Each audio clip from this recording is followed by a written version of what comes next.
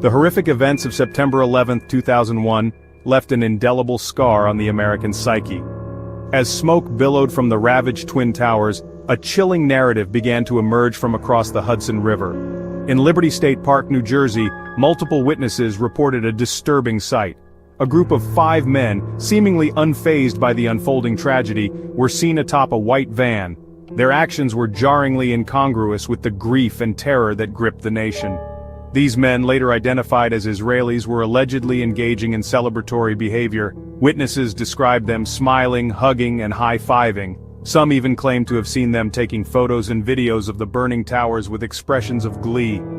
These accounts painted a picture of callous indifference, if not outright jubilation, at the heart of America's darkest hour. The image of these dancing Israelis, as they came to be known, quickly became a lightning rod for suspicion and outrage. The implications of these eyewitness accounts were staggering. Could these men have had prior knowledge of the attacks? Were they in some way connected to the perpetrators? Or was their behavior simply a grotesque manifestation of cultural insensitivity? Whatever the explanation, their actions fueled a growing sense of unease and mistrust. The Dancing Israelis incident quickly became entangled in the complex web of theories and suspicions surrounding 9/11. Following the eyewitness reports, a series of events unfolded that would leave both the public and authorities baffled. New Jersey police apprehended the 5 men in a white van matching witness descriptions. The van had been seen in suspicious circumstances, leading to heightened alertness among the officers. The van belonged to a company called Urban Moving Systems, adding another layer of intrigue to the already perplexing case. This company, seemingly ordinary, was now at the center of a potential international incident.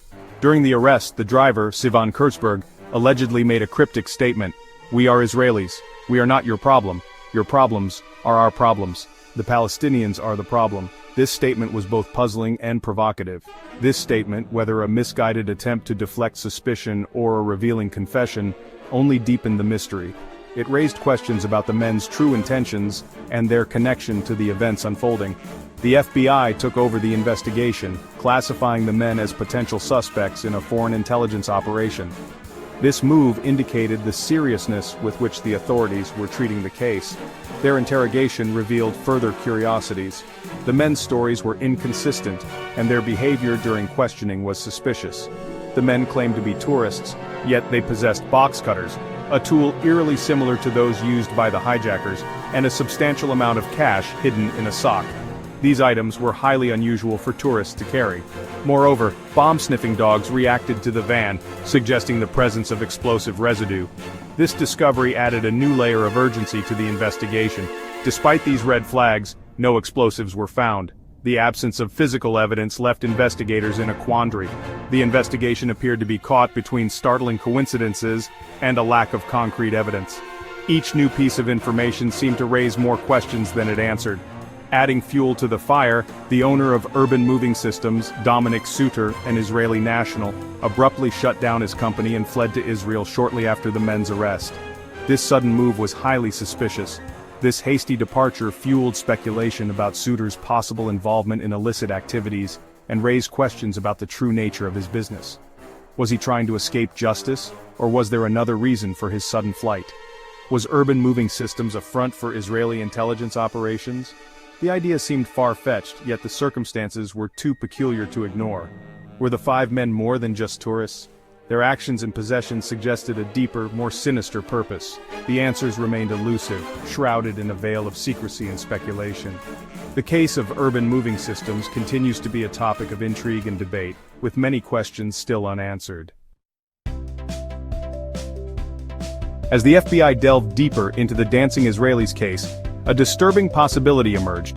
The initial curiosity about these men quickly turned into a serious investigation that spanned multiple agencies and countries.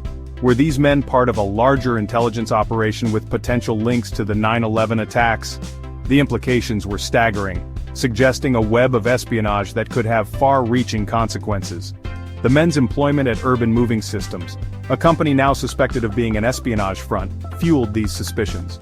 This company, which seemed like an ordinary moving business, was now under intense scrutiny.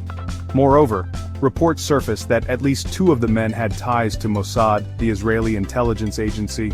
This connection added a layer of complexity to the investigation, as Mossad is known for its sophisticated and covert operations. The Forward, a respected Jewish-American publication, even confirmed these alleged connections, lending credence to the theory that the dancing Israelis were not who they claimed to be. This revelation sent shockwaves through the media and the public, raising more questions than answers. Further investigation revealed that the FBI had been monitoring the men prior to 9/11. This surveillance was part of a broader effort to track suspicious activities that could pose a threat to national security. A heavily redacted report suggested that the agency suspected their involvement in surveillance activities. These activities were not just limited to the United States, but spanned several countries, indicating a well-coordinated operation. The report, however, remained largely classified, leaving crucial questions unanswered. The lack of transparency from the authorities only added to the growing sense of unease and speculation. What exactly were the men surveilling? Were they gathering intelligence on potential targets, or were they monitoring something else entirely? The purpose of their surveillance remained a mystery. Were they aware of the impending attacks? This question haunted investigators and the public alike. If they knew, why didn't they act to prevent the tragedy? Did they choose not to intervene? The possibility that they had prior knowledge and chose to remain silent was a chilling thought that added to the gravity of the situation. The lack of transparency only fueled speculation and conspiracy theories. People began to connect the dots, often leading to wild and unverified claims that further muddied the waters. The alleged intelligence connections of the dancing Israelis added a chilling dimension to the already tragic events of 9/11. The idea that foreign agents could have been involved in any capacity was deeply unsettling. If these men were indeed part of a larger espionage network, their presence on that fateful day raised unsettling questions about what they knew and when they knew it. The scope of their activities and the potential implications were vast. The possibility that a foreign intelligence agency might have had prior knowledge of the attacks, or even played a role in facilitating them, sent shockwaves through the intelligence community and beyond. This revelation forced a re-evaluation of security protocols and international cooperation in intelligence sharing. Faced with mounting scrutiny and a barrage of accusations, the Israeli government vehemently denied any involvement in the 9/11 attacks. They were quick to issue statements, holding press conferences to address the growing concerns, and to clear their name from any association with the tragic events that unfolded on that fateful day. They maintained that the 5 men were simply tourists who happened to be in the wrong place at the wrong time. According to the official narrative, these individuals were just visitors, caught in the chaos and confusion that gripped New York City. They were portrayed as innocent bystanders, whose only crime was being in the vicinity of a catastrophic event. Their seemingly celebratory behavior, according to Israeli officials, was a cultural misunderstanding, a misinterpretation of their shock and relief at being alive. The officials argued that the men's actions were taken out of context, and what appeared to be jubilation was actually a complex mix of emotions, including relief and disbelief at having survived such a horrific incident. However, not everyone in Israel accepted this official narrative. The public opinion was divided, with some citizens expressing skepticism about the government's explanation. Conversations in cafes, homes, and workplaces reflected a nation grappling with the possibility that there might be more to the story than what was being presented. Some media outlets, including the liberal Haaretz newspaper, suggested that while the men were likely not involved in planning or executing the attacks, they might have been part of an intelligence operation. This theory posited that the men were engaged in surveillance activities, possibly monitoring potential threats, which inadvertently placed them at the scene of the crime. This admission, albeit a nuanced one, further muddied the waters.